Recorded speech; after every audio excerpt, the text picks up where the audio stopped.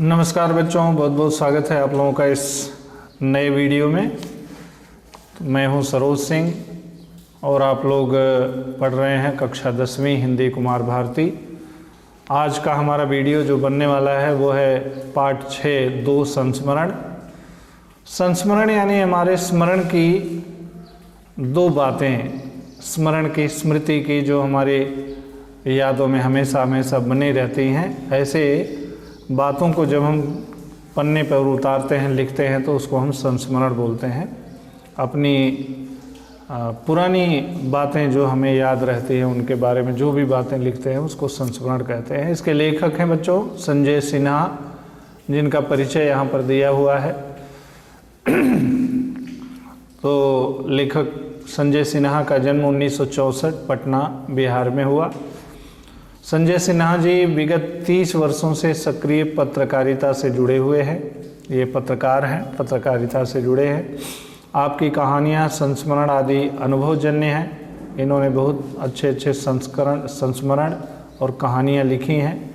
आपकी रचनाएं पत्र पत्रिकाओं में नियमित छपती रहती हैं और हमेशा पत्रों में, पत्रिकाओं में इनकी कविताएं, इनकी कहानियाँ छपती रहती हैं। इनकी प्रमुख कृतियां हैं 6.1 रिक्टर स्केल, ये उपन्यास है, और समय, ये संस्मरण संग्रह है। ये जो पाठ हम पढ़ने जा रहे हैं बच्चों, इसमें क्या बताना है, क्या बताना चाहता है लेखक, इसके बारे में देखिए। प्रस्तुत प्रथम संस्मरण पक्षियों के प्रतीक लेकर मनुष्य के आत्मबल को मजबूत करने तथा दृढ़ निश्चयी होकर सामूहिक जीवन जीने की उपयोगिता को दर्शाता है। इसमें उदाहरण पक्षियों का दिया गया है, लेकिन सीख मनुष्यों को दी गई है कि हमें उन पक्षियों से सीख लेकर आत्मबल को मजबूत करना चाहिए और दृढ़ निश्चयी होकर सामूहिक जीवन जीने में ही उपयोगिता है, उसका बड़ा उपयोग है। इसके बारे में वर्णन किया गया है। इस संस्मरण में सिन्हा जी ने नेतृत्व के गुण, उसकी जवाबदेही को स्पष्ट किया है। नेतृत्व यानी जो नेता होते हैं किस तरह नेतृत्व करते हैं और ये कैसा गुण है, इसके बारे में उन्होंने इस पाठ में लिखा है। और दूसरे संस्मरण में पारिवारिक रिश्तों, संबंधों के महत्व को दर्शाया गया है। किस तरह लेखक के परिवार से ने अपरिचितों को सहजता से आश्रय दिया, सहारा दिया, सहायता की, वह आज के समय अनुकरणीय है। और जैसा कि लेखक के परिवार वालों ने अजनबी लोगों को भी सहारा दिया, आश्रय दिया, उनकी सहायता की, ये आज के जीवन के लिए बड़ा ही अनुकरणीय है, यानी उसका अनुकरण करने योग्य है। तो बच्चों, पहला जो खंड है वो हम लोग पढ़ते हैं और इसमें इस संस्मरण का नाम है हंस और आदमी। हंस और आदमी, ये जो संस्मरण है ये हम पढ़ने जा रहे हैं। तो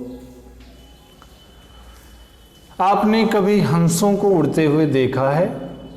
कभी सवाल करता है, लेखक सवाल करता है कि क्या आपने कभी हंसों को उड़ते हुए देखा है? देखा होगा, जरूर देखा होगा। आपने देखा होगा कि बहुत ऊपर आसमान में अंग्रेजी के अक्षर वी के आकार में उड़ते चले जा रहे होते हैं। ये जो हैं, जो हंस हैं, ये झुंड में उड़ते हैं, समूह में उड़ते हैं। अंग्रेजी का जैसा वी अक्षर है, इस तरह से उड़ते हुए चले जाते हैं। जब मैं छोटा था और सितंबर अक्टूबर की हल्की धूप में, हल्की ठंड में घर की छत से कभी हंसों की ये उड़ान दिख जाती तो मैं हैरान रह जाता। लेखक कह रहा है कि जब मैं छोटा था और सितंबर अक्टूबर में जब हल्की ठंड होती है तो लोग छतों पर धूप सेंकने के लिए जाते हैं। उस समय जब लेखक छत पर जाता और वहाँ हंसों की उड़ान दिख जाती तो लेखक हैरान हो जाता। ऐसा लगता कि मानो बहुत से अनुशासित सिपाही, और लेखक को लगता कि बहुत से अनुशासित सिपाही, अनुशासन में रहने वाले सिपाही पंखों में लिपटकर हवा में तैरते चले जा रहे हैं। यानी ऐसा लगता कि ये पक्षी नहीं बल्कि अनुशासित सिपाही हैं और पंखों का ड्रेस पहनकर, वेशभूषा पहनकर हवा में तैरते चले जा रहे हैं। तो लेखक के मन में ढेरों सवाल उठते और आखिर ये इस तरह वी आकार बनाकर क्यों उड़ रहे हैं, ये सब कहाँ जा रहे हैं, सबसे पीछे वाला सबसे आगे क्यों नहीं आने की कोशिश कर रहा, बीच वाला क्यों अपनी जगह पर उसी रफ्तार से चला जा रहा है, क्या किसी ने इन्हें निर्देश दिया है कि ऐसे ही उड़ना है, कौन है इनका निर्देशक। अब यहाँ पर बच्चों अगर परीक्षा में आ जाए तो लेखक के मन में उठने वाले सवाल, लेखक के मन में उठने वाले सवाल, तो देखिए यहाँ पर ये पहला है, आखिर ये इस तरह वी आकार बनाकर क्यों उड़ रहे हैं, ये सब कहाँ जा रहे हैं, सबसे पीछे वाला सबसे आगे क्यों नहीं आने की कोशिश कर रहा, बीच वाला क्यों अपनी जगह उसी रफ्तार से चला जा रहा है, क्या किसी ने इन्हें निर्देश दिया है कि ऐसे ही उड़ना है, कौन है इनका निर्देशक। ये सब लेखक के मन में ढेरों सवाल उठते थे। तो बहुत से सवाल लेकर जब मैं माँ के पास आता तो माँ मेरा सिर सहलाती, कहती ये मानसरोवर के राजहंस हैं। और जब मैं ये सवाल लेकर अपनी माँ के पास जाता तो माँ कहती कि बेटा ये मानसरोवर के राजहंस हैं। अब यहाँ मानसरोवर शब्द जो आया है, ये हिमालय पहाड़ के ऊपर एक झील है जिसका नाम है मानसरोवर, बड़ा ही निर्मल और पावन जल है उसका, उसमें हंस तैरते रहते हैं। तो माँ कहती, लेखक का सिर सहलाते हुए कहती कि बेटा ये जो उड़ रहे हैं ना, ये मानसरोवर के राजहंस है, ये बहुत ही उच्च कोटि के राजहंस हैं। तो लेखक सवाल करता कि तो ये सारे हंस जो इस तरह एक गति से उड़ते हैं उसका क्या मतलब हुआ, मतलब ये जो, चलो ठीक है मैं मान लिया कि ये मानसरोवर के राजहंस है, लेकिन ये सारे एक गति से उड़ते हैं, इसका क्या मतलब हुआ। तो माँ कहती ये आपस में रिश्तेदार हैं, ये आपस में क्या है, रिश्तेदार हैं। तो माँ इस तरह से लेखक को कहती। और सबसे आगे वाला उनका नेता होता है, वही उड़ने की रफ्तार और दिशा तय करता है, उसके पंखों को बाकियों से ज़्यादा मेहनत करनी होती है, सामने वाले खतरे को वह पहले पहचानता है, वह हवा को काटता है, उसके बाद बाकी हंस हवा को काटते हुए चलते हैं और अपने से पीछे उड़ने वाले हंसों के लिए उड़ान को आसान बनाते चलते हैं, माँ कहती। ऐसा माँ और आगे कहती, जब वो सवाल करता, लेखक सवाल करता कि ये एक ही गति से क्यों उड़ते हुए चलते हैं, तो माँ कहती कि अब सब आपस में रिश्तेदार हैं। और वो कहती कि सबसे आगे वाला इनका नेता होता है, वही उड़ान की रफ्तार और दिशा तय करता है, उसके पंखों को और लोगों की अपेक्षा ज़्यादा मेहनत करनी होती है, सामने वाले खतरे को भी वही पहले पहचानता है, वह हवा को काटता है, उसके बाद बाकी के हंस हवा को काटते हुए चलते हैं और अपने पीछे उड़ने वाले हंसों के लिए उड़ान को आसान बनाते चलते हैं, ऐसा माँ ने कहा। तो आगे बढ़ते हैं। लेकिन माँ सबसे आगे वाला ज़्यादा मेहनत करता है और सबसे पीछे वाले के लिए रास्ता आसान बनाता चलता है, ऐसा क्यों, उससे उसे क्या फ़ायदा होता है। तो लेखक के मन में एक सवाल आता कि सबसे आगे वाला ज़्यादा मेहनत क्यों करता है, पीछे वाले के लिए रास्ता आसान क्यों बनाता है, इससे उसको आखिर क्या मिलता है, क्या फ़ायदा होता है। तो माँ फिर से प्यार भरे अंदाज में कहती कि मैंने कहा ना बेटा कि ये सब रिश्तेदार हैं, ये जानते हैं कि कर भला तो हो भला। देखो बच्चों यहाँ पर एक कहावत है, ये कर भला तो हो भला, यानी यदि हम दूसरे का भला करेंगे तो हमारा भला होगा। और यही समझकर, यही सोचकर ये सब भी एक दूसरे के लिए उड़ान आसान बनाते हुए चलते हैं, इसलिए एक दूसरे का साथ देते हुए चलते हैं। ये बहुत दूर तक उड़ते हुए चले जाते हैं, ये एक बार में 10 घंटे तक उड़ सकते हैं। एक बार में कितने घंटे तक उड़ सकते हैं, 10 घंटे तक, ऐसा लेखक बता रहा है। और लेखक की माँ लेखक से कहती है कि ये एक बार में 10 घंटे तक उड़ सकते हैं। तो लेखक हैरान हो जाता, 10 घंटे? तो माँ कहती है हाँ बेटा, कई बार तो उससे भी ज़्यादा। और इनमें सबसे आगे वाला हंस सबसे अधिक मेहनत करता है, फिर जब वो थकने लगता है तो सबसे पीछे वाला उसकी जगह लेने पहुंच जाता है। ऐसे ही सारे हंस उड़ते हुए अपनी अपनी जगह बदलते चले जाते हैं। मैंने बताया ना, सबसे आगे वाला नेता होता है और वह दूसरे हंसों के लिए उड़ान को आसान बनाता हुआ अपने पंखों से हवा को काटता चलता है, पीछे वाले को कम मेहनत करनी होती है, उसके पीछे वाले को और कम। इस तरह ये बीच हवा में ही सुस्ताते हुए एक दूसरे का साथ देते हुए हजारों मील का सफ़र तय कर लेते हैं। तो माँ कहती है कि हाँ बेटा, 10 घंटे ही नहीं, कभी कभी तो उससे भी ज़्यादा उड़ते हैं। और सबसे आगे वाला जो हंस होता है वो सबसे ज़्यादा मेहनत करता है। जब वो थकने लगता है तो पीछे आ जाता है और पीछे वाला उसकी जगह ले लेता है, यानी फिर वो ज़्यादा मेहनत करने लगता है। और इस तरह सारे हंस अपनी अपनी जगह बदलते हुए चलते हैं। और माँ कहती है कि मैंने बताया ना, सबसे आगे वाला नेता होता है और वह दूसरे हंसों के लिए उड़ान को आसान बनाता हुआ अपने पंखों से हवा को काटता हुआ चलता है।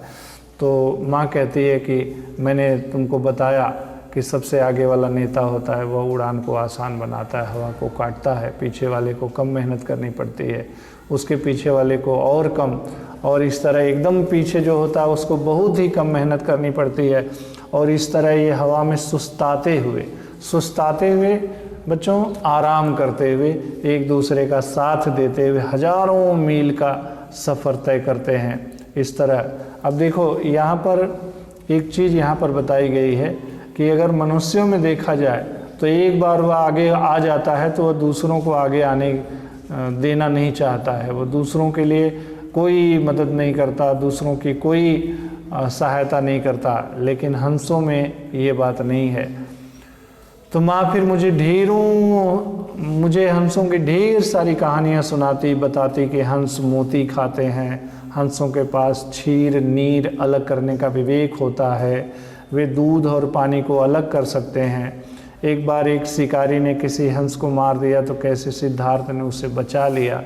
इस तरह माँ और भी बहुत सारी कहानियाँ सुनाती है हंसों के बारे में।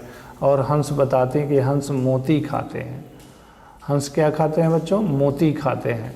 और हंसों के पास नीर और क्षीर, नीर माने होता है बच्चों पानी, नीर माने पानी, और क्षीर माने होता है दूध, क्षीर माने दूध। तो नीर और क्षीर अलग करने का इनके अंदर गुण होता है। अगर कटोरी में पानी और दूध मिलाकर दे दिया जाए हंसों को तो हंस दूध पी लेते हैं और पानी को छोड़ देते हैं, ऐसा इनके अंदर सेंसिटिविटी होती है। तो माँ ने ऐसा बताया कि नीर और क्षीर अलग करने का विवेक होता है, वे दूध और पानी को अलग कर सकते हैं। और उन्होंने हंस के बारे में और एक कहानी बताई कि एक बार एक शिकारी ने किसी हंस को मार दिया तो सिद्धार्थ ने उसे कैसे बचा लिया। शिकारी ने सिद्धार्थ से जब अपना शिकार मांगा तो उन्होंने उसे समझाया कि मारने वाले से बचाने वाले का हक ज़्यादा होता है, मारने वाले से बचाने वाले का हक ज़्यादा होता है।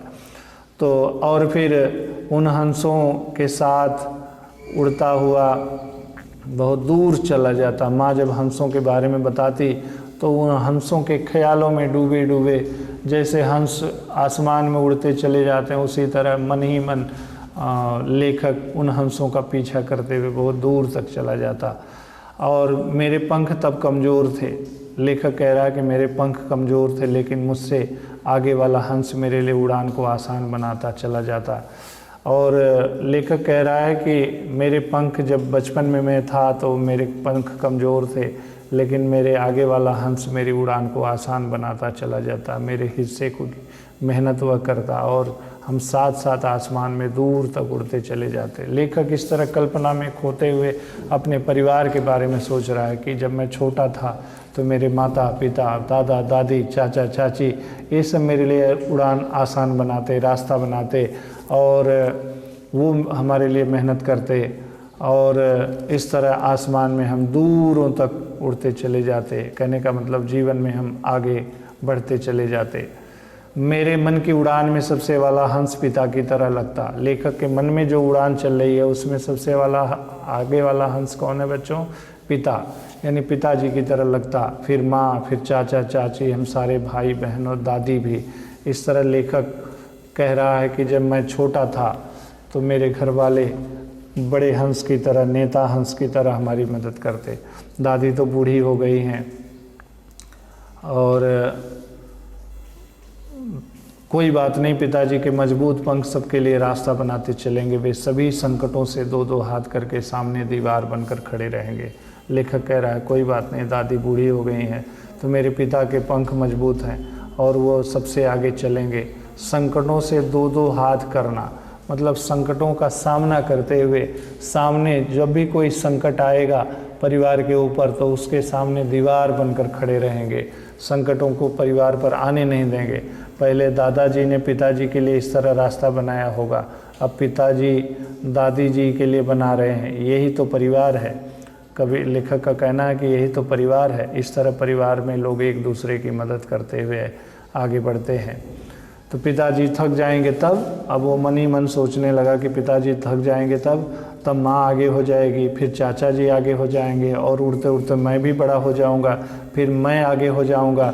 मैं पिताजी से कहूँगा कि अब आप आराम कीजिए, मेरे पंख सबके पंखों को आराम देंगे, मेरे पंख सबको साथ लेकर उड़ेंगे। तो लेखक अब कल्पना में कह रहा है कि जब मैं बड़ा हो जाऊंगा तब पिताजी से कहूँगा कि अब आप आराम कीजिए, अब मैं अपने पंखों से सबको आराम दूंगा, मेरे पंख सबको साथ लेकर उड़ेंगे। इस तरह लेखक कल्पना की बातें सोचता है।